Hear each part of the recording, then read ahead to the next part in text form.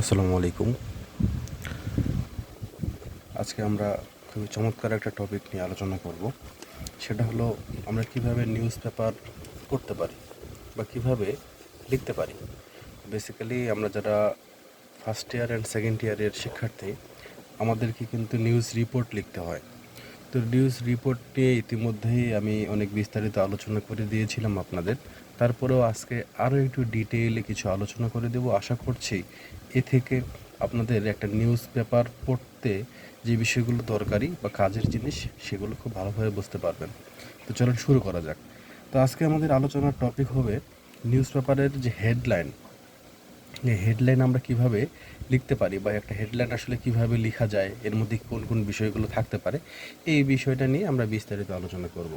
তো আমরা যেভাবে জানি, আপনাদের বলেছিলাম হেডলাইন সাধারণত দুই রকমভাবে লেখা যায়। হেডলাইন দুই রকমভাবে লেখা যায়, একটা হচ্ছে জেনারেল ওয়েতে আর একটা হচ্ছে মিস্ট্রিয়াস ওয়েতে। কীরকম? একটা সোজা সাপটা কথা বলা আর একটা হচ্ছে ঘুরায় পেঁচায় বা রহস্যজনকভাবে কথাটা বলা।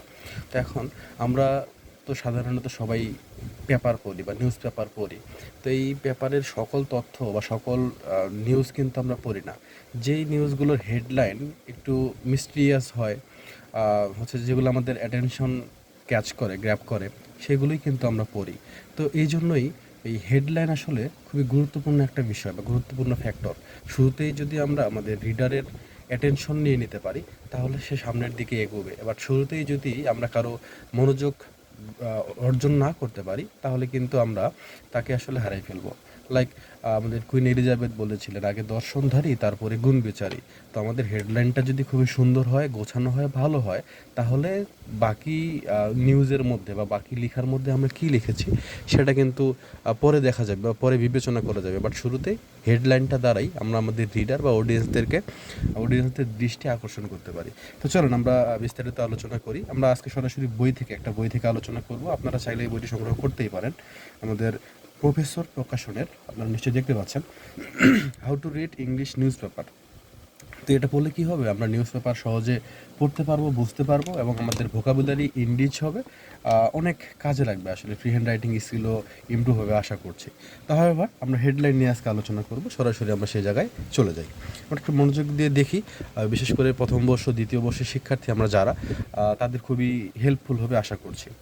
তো reading headline, হেডলাইনের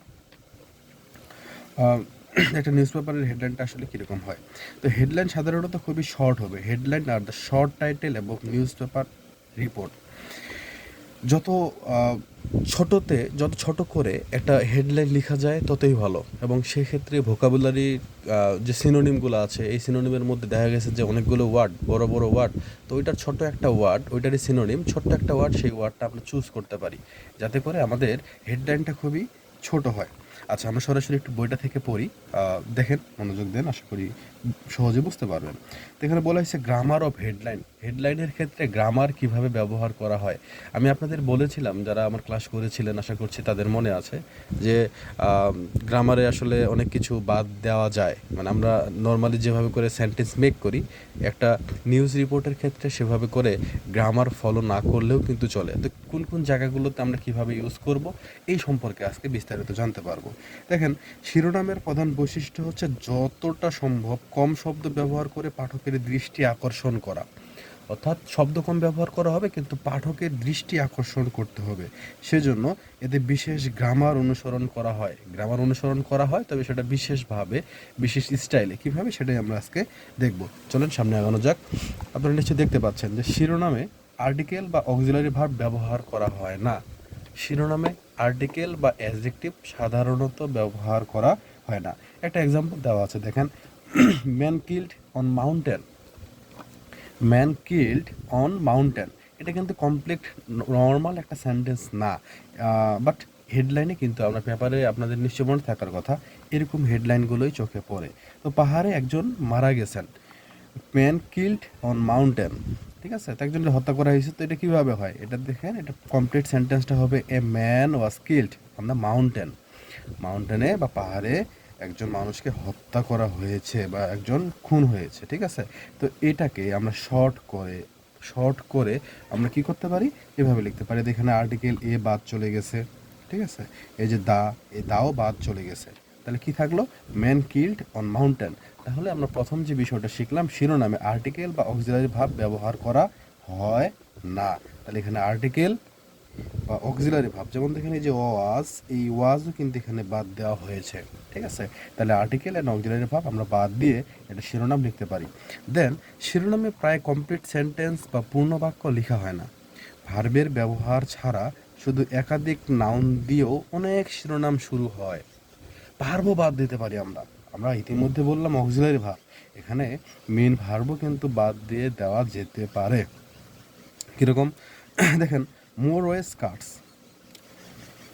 holiday hotel death, holiday hotel death, এখানে কোনো ভার্ব কি আছে?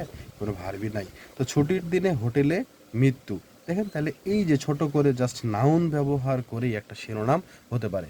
মেন টার্গেট হচ্ছে যে আমরা কিভাবে কম ওয়ার্ড ব্যবহার করে আমাদের পাঠকদের, আমাদের অডিয়েন্স বা রিডারদের কাছে পৌঁছাতে পারি, রিডারদের অ্যাটেনশন ক্যাচ করতে পারি, এটাই হলো মেন টার্গেট। আচ্ছা, অনেক সময় 3 বা 4 বা তারও অধিক নাউন এর সমন্বয়ে শিরোনাম হতে পারে। কীরকম, ফার্নিচার ফ্যাক্টরি পে কাট র, ফার্নিচার ফ্যাক্টরি পে কাট র। তো এই ধরনের শিরোনামে আসলে অর্থটা বোঝা খুবই মুশকিল, আসলে মুশকিল। আমি আপনাদের প্রথমেই বলেছিলাম যে দুরকম হতে পারে, একটা জেনারেল ওয়েতে আর একটা হচ্ছে মিস্ট্রিয়াস সেন্সে বা মিস্ট্রিয়াস ওয়েতে। তো দেখেন এটা দেখলে একজন রিডার তিনি সহজেই ঘটনাটা কিন্তু বুঝে যাবেন না, তার কাছে রহস্যময় মনে হবে এবং সে কিন্তু পড়তে আসবে, বিষয়টা পুরো নিউজটা পড়তে আসবে যে আসলে এই ঘটনা কি, একটু দেখি তো। এই হচ্ছে বিষয়। তো ফার্নিচার ফ্যাক্টরি পে কাট র।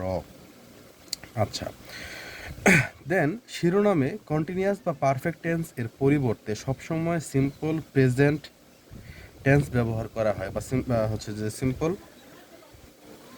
প্রেজেন্ট টেন্স বা প্রেজেন্ট ইনডিফিনিট টেন্স ব্যবহার করা হয়। সংবাদে বর্ণিত ঘটনাটি অতীতে বা বর্তমানে যখনই ঘটুক। খুবই মনোযোগের বিষয়। আমি আপনাদের বলেছিলাম এখানে টেন্স আসলে কিভাবে ব্যবহার করতে হয়। তো আরেকটু ডিটেইলে যদি দেখেন, শিরোনামে কন্টিনিউয়াস বা পারফেক্ট টেন্স এর পরিবর্তে এখানে কন্টিনিউয়াস ব্যবহার করা হচ্ছে না, পারফেক্ট টেন্সও ব্যবহার করা হচ্ছে না। কি ব্যবহার করা হচ্ছে? Present indefinite tense. তাহলে ঘটনা যে সময়েরই হোক না কেন, প্রেজেন্ট ইনডিফিনিট টেন্স ব্যবহার করে ঘটনাটি বর্ণনা করা হচ্ছে, সেটা অতীতে ঘটুক আর বর্তমানে যখনই হোক। যেমন blind girl ক্লাইম্বস Everest, blind girl অর্থাৎ অন্ধ মেয়ে যে কী করেছে, এভারেস্টে আরোহণ করেছে, ঠিক আছে। তো এখন এটা বেসিক্যালি হওয়া উচিত ছিল, a blind girl has climbed the Everest, একজন অন্ধ মেয়ে যে কিনা হচ্ছে যে কী করেছে, পাহাড়ে বা এভারেস্টে উঠে গেছে, হ্যাঁ, এভারেস্টে আরোহণ করছে। সে কিন্তু অলরেডি এটা ঘটে গেছে, পারফেক্ট টেন্স। বাট প্রেজেন্ট করার সময় কী করা হলো, প্রেজেন্ট ইনডিফিনিট টেন্সে বলা হলো ব্লাইন্ড গার্ল ক্লাইম্বস এভারেস্ট। আচ্ছা, আমরা আরও এক্সাম্পল যদি দেখি যে students fight for course changes, শিক্ষার্থীরা তাদের যে কোর্স, তাদের যে বিষয় বা সাবজেক্ট, এই সাবজেক্ট পরিবর্তনের জন্য তারা কি করছে, সংগ্রাম করছে, মারামারি না কিন্তু, হ্যাঁ।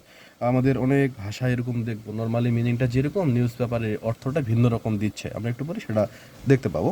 তো এটা কি হওয়া উচিত ছিল, দ্য স্টুডেন্টস আর ফাইটিং, তারা মারামারি যেহেতু করতেছে, কন্টিনিউয়াস টেন্স, বাট আমরা এটাকে প্রেজেন্ট করলাম বা হচ্ছে যে প্রকাশ করলাম প্রেজেন্ট ইনডিফিনিট টেন্সে।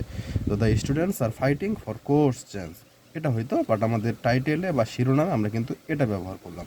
দেন খালেদা বিগিনস পোলস ক্যাম্পেইন, অর্থাৎ খালেদা নির্বাচনের যে এই প্রচারণা শুরু করে দিয়েছে, হ্যাঁ। তো এইটা সে শুরু করে দিছে। দেখেন, Khaleda begins polls campaign yesterday, অর্থাৎ গতকালকে থেকে হয়তো বা শুরু করছে, পাস্ট টেন্স। আমরা সেটাকে প্রেজেন্ট করতেছি বা প্রকাশ করতেছি প্রেজেন্ট ইনডিফিনিট টেন্সে।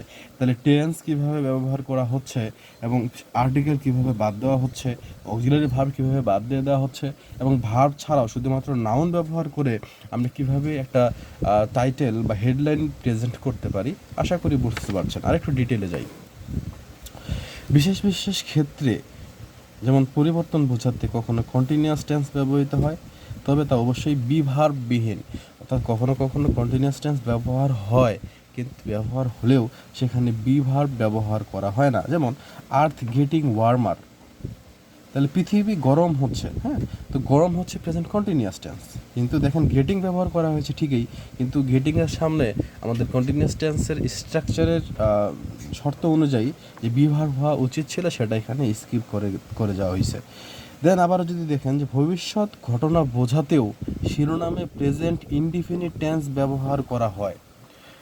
ভবিষ্যতের ঘটনা বোঝাতেও প্রেজেন্ট ইনডিফিনিট টেন্সই ব্যবহার করা হচ্ছে। সেক্ষেত্রে ভবিষ্যৎকাল নির্দেশক শব্দ যেমন tomorrow, next week, next month, next year ইত্যাদির উল্লেখ থাকে, অর্থাৎ ভবিষ্যৎ নির্দেশক শব্দগুলো এখানে থাকে, বাট সেটা প্রেজেন্ট ইনডিফিনিট টেন্সের স্ট্রাকচার ফলো করেই কিন্তু লেখা হয়।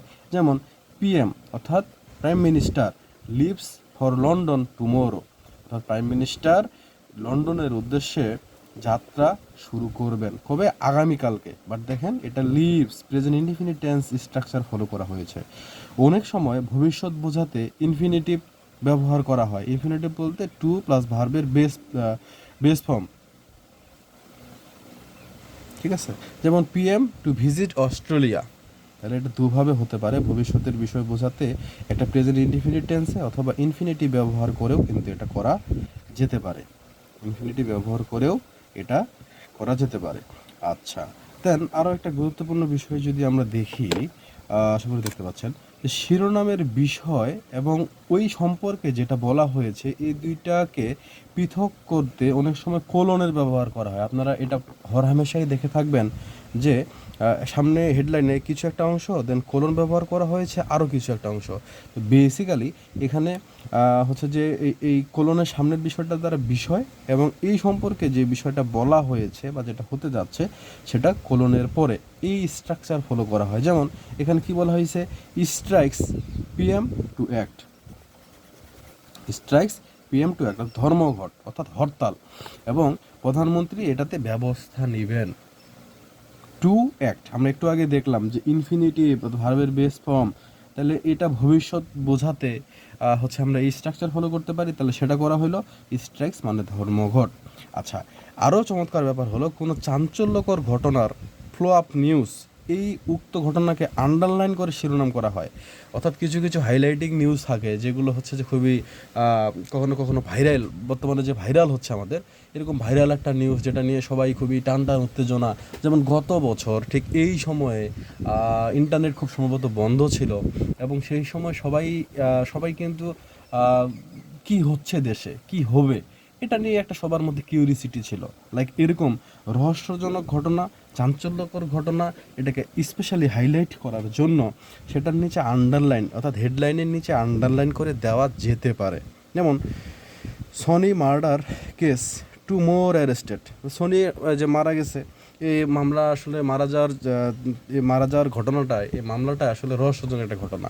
সবাই হচ্ছে যে টান টান উত্তেজনা নিয়ে দেখে আছে যে কি আসলে হয়, কে ধরা পড়ে, কিভাবে হইলো এরকম জঘন্য একটা ঘটনা, ভয়ঙ্কর একটা ঘটনা। তো আরও দুজন এখানে ধরা পড়ছে অর্থাৎ আরও ধরা পড়তে পারে সামনে, তাহলে এরকম চাঞ্চল্যকর ঘটনা এর জন্য আন্ডারলাইন করে দেওয়া যেতে পারে। দেন কোনো খবরের সত্যতা সম্বন্ধে অনিশ্চয়তা বোঝানোর জন্য শিরোনামে প্রশ্নবোধক চিহ্ন ব্যবহার করা হয়। কোনো খবরের সত্যতা সম্বন্ধে অনিশ্চয়তা বোঝানোর জন্য শিরোনামে প্রশ্নবোধক চিহ্ন ব্যবহার করা হয়, অর্থাৎ কি হতে যাচ্ছে বা কি হবে, হ্যাঁ, এরকম। যেমন হচ্ছে যে কালা জাহাঙ্গীর কিল্ড, কালা জাহাঙ্গীর কি মারা গেছে, ধরে নেন কালা জাহাঙ্গীর হচ্ছে দেশের শীর্ষ একজন সন্ত্রাসী কথার কথা, অথবা তিনি একজন বড় রাজনীতিবিদ, তো তাকে দেখা যাচ্ছে না বেশ কিছুদিন যাবৎ, তিনি কি মারা গেছেন, কালা জাহাঙ্গীর কিল্ড, প্রশ্নবোধক চিহ্ন, ঠিক আছে। দেন কোনো ঘটনার বিস্ময় প্রকাশ বা মজা করার জন্য অনেক সময় আশ্চর্যবোধক চিহ্ন ব্যবহার করা হয়, অর্থাৎ যেমন ধরেন এখানে আমরা যদি হেডলাইট দেখি, বেবি কিলস মাদার, শিশুটাই মাকে মেরে ফেলেছে, মাকে হত্যা করেছে শিশু, মজা করার ব্যাপার বা বিস্ময়সূচক অবাক হওয়ার ব্যাপার, হ্যাঁ, শিশু মাকে কীভাবে করে হত্যা করতে পারে, তাহলে এরকম। আর রিয়েল লাভার ইন ডেট, আসল প্রেমিকই বটে, হ্যাঁ, ধরেন যে 7 সমুদ্র 13 নদী পাড়ি দিয়ে হচ্ছে যে অনেকে বাংলাদেশে চলে আসে শুধুমাত্র ভালোবাসার টানে, তার দেখেন যে ফেসবুকে প্রেম ভালোবাসা হয়েছে, বিয়ে করার জন্য চলে এসেছে দূর থেকে দূরে অনেক দূর থেকে এসেছে, তো তখন আমরা বলতে পারি ঘটনা বর্ণনার হেডলাইন হিসেবে আর real love are in debt, ঠিক আছে। তো এইভাবে করে আমরা হেডলাইনগুলো প্রেজেন্ট করতে পারি। তো আমাদের আসলে প্রত্যেক দিনই কিছু কিছু নিউজ পড়া উচিত।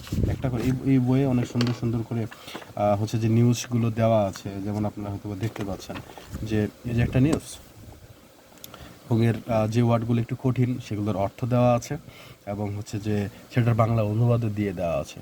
ঠিক আছে, তো আমরা যদি প্রতিদিনই একটু একটু করে পড়ি, আশা করি এটা আমাদের ভোকাবুলারি এনরিচ করবে।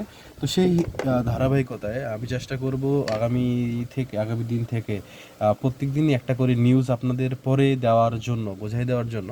তো যদি আপনারা চান সেক্ষেত্রেই তো আপনাদের আসলে জানাতে হবে কমেন্ট করে যে ভাইয়া আমাদের একটু হলেও উপকৃত হচ্ছে আমরা, এভাবে করে আপনি প্রত্যেক দিনই দেন, আমরা আসলে এভাবে করে দেখতে চাই বা শিখতে চাই, বা এভাবে আলোচনাটা কার্যকরী হচ্ছে। তাহলে যেহেতু এটা প্রথম, এভাবে করে আপনাদের কখনোই ভিডিও দেওয়া হয় নাই বা ক্লাস দেওয়া হয় নাই বা কোনো আলোচনা দেওয়া হয় নাই, তো আমি আসলে এই রেসপন্সটা আশা করব। যদি আপনাদের জন্য উপকারী হয় তাহলে এরকম নতুন নতুন বিভিন্ন রকম টপিক আমি আলোচনা করে দেবো, আপনাদের জন্য সহজ করে দেওয়ার চেষ্টা করব। অ্যাসিড থ্রোয়িং, এই চ্যাপ্টারটাতে হচ্ছে ক্রাইম, অপরাধ সম্পর্কিত। তো এখানে অ্যাসিড থ্রোয়িং, অ্যাসিড নিক্ষেপ, আপনারা জানেন যে আগে অ্যাসিড খুবই নিক্ষেপ করা হতো। বর্তমানে এই সমস্যা অবশ্য নাই, অ্যাসিড এমনিতে খোলামেলা বিক্রিও হয় না সেরকমভাবে, তো এটা নাই। তো acid thrown on housewife in Khulna, acid thrown on housewife in Khulna, তাহলে খুলনায় এক গৃহবধূর গায়ে অ্যাসিড নিক্ষেপ করা হয়েছে বা অ্যাসিড ছুঁড়ে দেওয়া হয়েছে। ঠিক আছে, কে নিউজটা করেছেন? ফ্রম আওয়ার করসপন্ডেন্ট, যেই পেপার থেকে করা হয়েছে, রিপোর্টটা প্রকাশ করা হয়েছে, তাদের স্টাফ করেসপন্ডেন্ট বা সংবাদকর্মী, তিনি এই রিপোর্টটা দিয়েছেন। খুলনা, জানুয়ারি 7। আমি আপনাদের জানিয়েছিলাম যে আমাদের রিপোর্ট লেখার ফরম্যাটটা কীরকম, আশা করছি রিলেট করতে পারছেন। ঠিক আছে, যেভাবে ফরম্যাট বা স্ট্রাকচার শেখানো হয়েছিল সেভাবে। তো শুরুতে আমাদের এটা থাকবে, আমরা এক লাইনে লিখে থাকি staff correspondent, Khulna, dead line, page line, সব কিছু তো এক লাইনেই আমরা লিখবো, লিখে তারপর শুরু করবো। Then one housewife was thrown acid in districts Rupsa upazila last night. তাহলে কি হয়েছে? গত রাতে রূপসা উপজেলার এক গৃহবধূর গায়ের উপরে অ্যাসিড ছুঁড়ে মারা হয়েছে। The victim was identified as Jyotsna Dutta, যার বয়স হচ্ছে 35, এভাবে করে দেওয়া থাকে। Wife on Montu Dutta of village Talimpur of Rupsa. Detail দেখেন। তো এই যে হচ্ছে যে মহিলার গায়ে রক্ত ছুঁড়ে অ্যাসিড দেওয়া হলো, তো এর নাম হচ্ছে জ্যোৎস্না দত্ত, যার বয়স 35, এবং ওনার হাজব্যান্ড যার নাম হচ্ছে মন্টু দত্ত। হ্যাঁ, মন্টু দত্ত। এই মন্টু দত্তর বাসা কোথায়? এর বাসা হচ্ছে আমাদের রূপসার তালিমপুরে।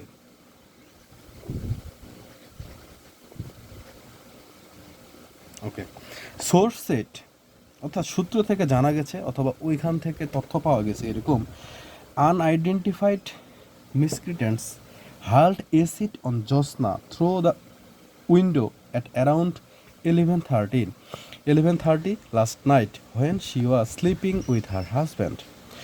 অর্থাৎ সত্য থেকে জানা গেছে যে রাত প্রায় 11:30 নাগাদ তার স্বামী ঘুমন্ত অবস্থায় কিছু অপরিচিত দুর্বৃত্ত জানালা দিয়ে তার গায়ে অ্যাসিড ছুঁড়ে দেয়।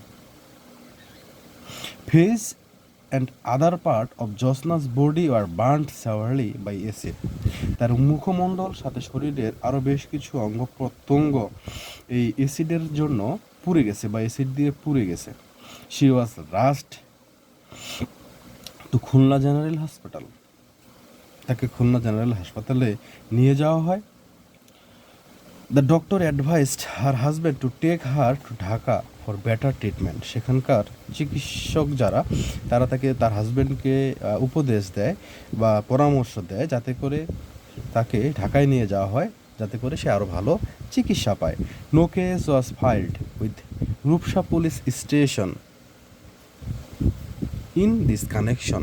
তো এখন পর্যন্ত রূপসা থানায় কোনো মামলা দায়ের করা হয় নাই, এ বিষয়ে কোনো মামলা দায়ের করা হয় নাই। ওকে, তো আশা করছি খুবই বুঝতে পারতেছেন। প্রথমের দিকে এগুলো খুবই ইজিভাবে, সহজভাবে দেওয়া। আমরা ধীরে ধীরে যতই সামনের দিকে এগিয়ে যাব, রক কাটা, হ্যাঁ, রক কাটা আমরা বলতেই একটা বিষয় বুঝি। তো যাই হোক, তো আসলে এই হচ্ছে এরকম যে বিষয়গুলো, আমরা যদি এগুলো একটা একটা বা দুইটা করে প্রত্যেক দিনই পড়ি, এটা পড়তে খুব বেশি সময় লাগবে না বা শেষ করতে খুব বেশি সময় লাগবে না। যদি আপনারা চান সেক্ষেত্রে আমি প্রত্যেক দিনই ছোট্ট ছোট্ট করে একটা ভিডিও বানিয়ে দিব।